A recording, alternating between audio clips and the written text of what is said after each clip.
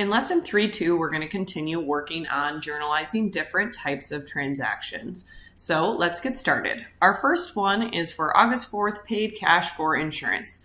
I'm going to pick out my two keywords here, cash, and draw that T account, and then insurance, which goes with the prepaid insurance T account.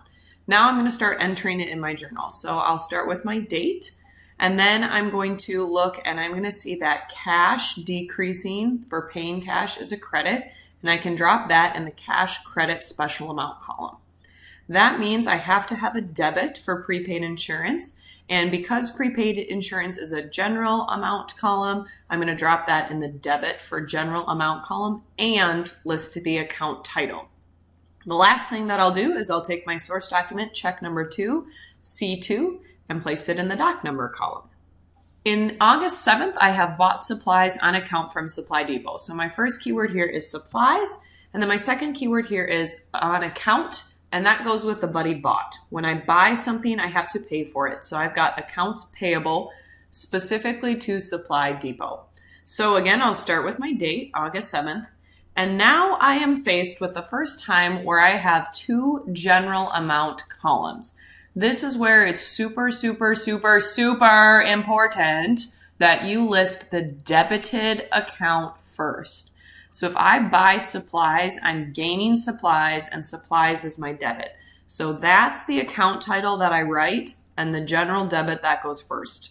Then I have my accounts payable, and you need to list the company name, and that will be my credit. So anytime that you have two general amount columns, the debited account is always listed on top. And then the very last thing I'll do is I'll take memorandum number 1 as my source document, M1, and drop it in there. I do not need to repeat the doc number or the date if I use 2 lines of a journal. I just need to list it once. On August 11th, I've paid cash on account to Supply Depot. So my first keyword here is cash. My second keyword is on account, and its buddy is paid. So again, I have accounts payable. So the first thing I'll do is I'll drop down my date, August 11th. If I pay cash, cash decreasing is a credit, and that can go in the credit cash special amount column, which means accounts payable is going to be my debit, and that is a general amount column. So I'll list accounts payable again to Supply Depot, have to have the company name, and I'll debit it. And the last thing I should do is I'll take check number 3 and put it in the doc number, so C3.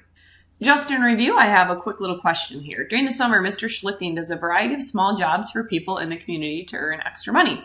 He keeps all of his money in a single checking account. He writes checks to pay for personal items and for his business expenses, including clothing, school supplies, gas, and movies. Mr. Schlichting uses his check stubs as his accounting records and source documents. Are Schlicht's accounting procedures and records correct? Explain. In this case, they are not correct because the concept of business entity says he cannot mix his business, so his school stuff, and his personal stuff like clothing, gas, or movies. He's doing the right thing in terms of keeping check stubs and accounting records, but they shouldn't be in one single account. He would need accounting records for his personal stuff, and then he'd need completely separate records for his business school stuff.